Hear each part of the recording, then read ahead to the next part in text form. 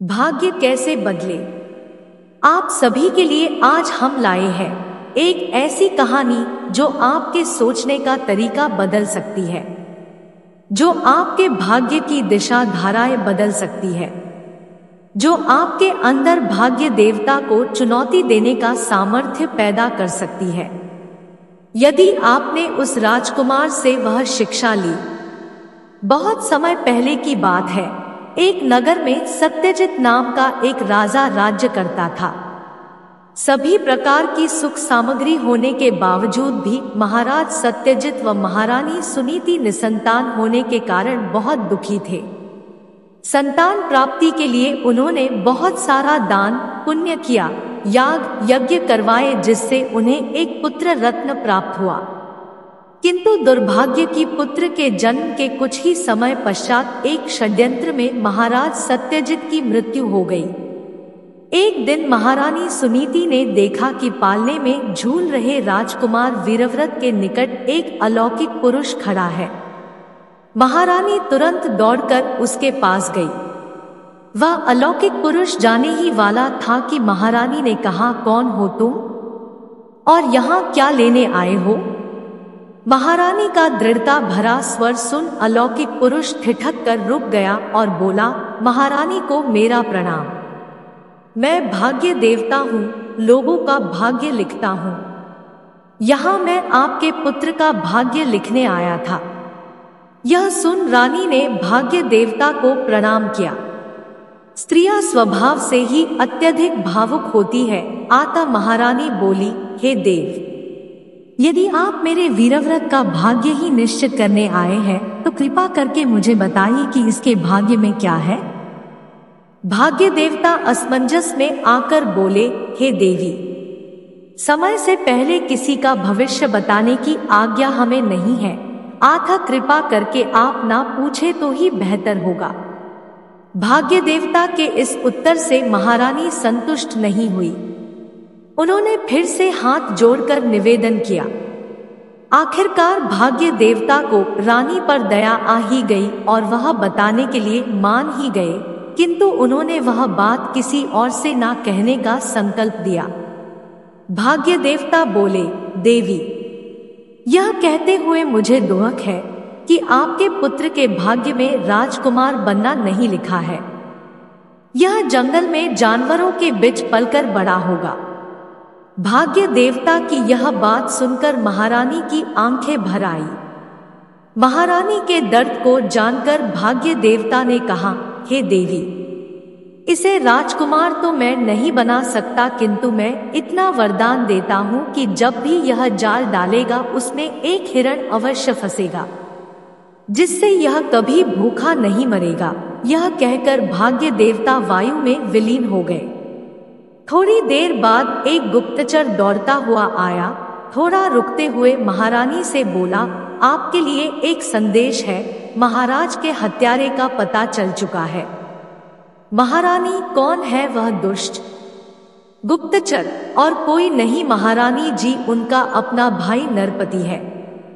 बहुत ही जल्द वह राजकुमार की हत्या करके राज सिंहासन हथियाना चाहता है। यह समाचार सुनकर महारानी रातों रात राजकुमार और अपने कुछ विश्वस्त साथियों को लेकर उस नगर की सीमा से बाहर निकल गई और एक सुनसान और वेवान जंगल में झोपड़ी बनाकर रहने लगी। इधर नरपति दिन रात महारानी और राजकुमार को खोजने लगा। बहुत कोशिशों के बावजूद भी जब उसे कोई परिणाम नहीं मिला तो वह स्वयं राजा बन गया। अब महारानी सुनीति जंगल में अपने बेटे वीरव्रत के साथ रहने लगी। सुनीति दिन में लकड़ियां काटने जाती और शाम को बाजार बेचकर अपना गुजारा चला रही थी। बालक वीरव्रत दिन भर जंगली जानवरों के साथ खेलता रहता। दिन पर दिन बीतते गए। धीरे धीरे बालक वीरव्रत बड़ा होने लगा और माँ के साथ लकड़ियां काटकर गुजारा करने लगा, किंतु जंगल कम होने व लकड़ियों के दाम गिरने से उनका गुजारा मुश्किल हो गया। एक दिन माँ ने वीरव्रत को शिकार पर जाने को कहा। जिन जानवरों के साथ वह खेलकूद कर बड़ा हुआ उन्हीं का वह शिकार करे, यह बात उसे बिल्कुल मंजूर नहीं थी। किंतु क्या करता, माँ की आज्ञा और जीवन का सवाल था। वह जहां भी जाल बिछाता उसमें हिरण आ फंसता था। माँ को भाग्य देवता वाली बात पता थी। एक दिन उसने भाग्य देवता वाली पूरी घटना वीरव्रत को सुना दी। फिर क्या था, वीरव्रत को भाग्य देवता पर बहुत गुस्सा आया। उसने भाग्य देवता को चुनौती देने की ठान ली। अब वह जाल ऐसी जगह बिछाने लगा जहां हिरण नहीं आ सके। एक दिन उसने जाल बिछाकर उसके चारों तरफ आग लगा दी, किंतु जब उसने जाकर देखा तो उसमें हिरण फंस चुका था। उसे बहुत गुस्सा आया। दूसरे दिन उसने नदी के बीचों बीच जाल बिछा दिया, किंतु जब जाकर देखा तो वहां भी हिरण फंस चुका था। वह दुखी होकर सोचने लगा। अब उसने एक पेड़ पर जाल बिछाया और घर चला गया। जब आकर देखा तो वहां भी हिरण फंस चुका था। इस बार उसने अपने घर में जाल बिछाने की सोची। घर में जाल बिछाकर वह बाहर पहरा देने लगा और भीतर माँ को बिठा दिया। देखता हूं अब भाग्य देवता कैसे बचकर जाता है।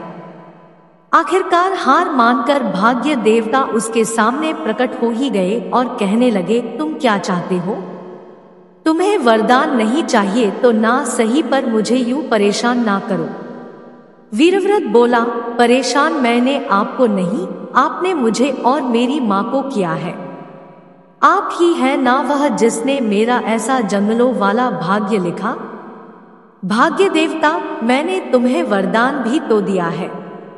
वीरव्रत तैश में आकर, अपना वरदान अपने पास रखो, मुझे नहीं चाहिए ऐसा हिंसक वरदान। अगर मेरे लिए कुछ कर सकते हैं तो मेरा भाग्य बदल दे। भाग्य देवता, भाग्य बदलना तो मेरे हाथ में नहीं, तुम्हारे अपने कर्मों पर निर्भर है। यदि तुम अपने काकाश्री से लड़ने का पुरुषार्थ करो तो तुम्हारा भाग्य बदल सकता है। वीरव्रत को अब बात समझ में आ गई। उसने नगर के जंगली लोगों की सेना बनाई और युद्ध करके अपना खोया हुआ राज्य फिर से हासिल कर लिया। जय श्री हरि विष्णु। अगर आपको इस कहानी से कोई सीख मिली हो तो हमारे चैनल को जरूर सब्सक्राइब करें। धन्यवाद।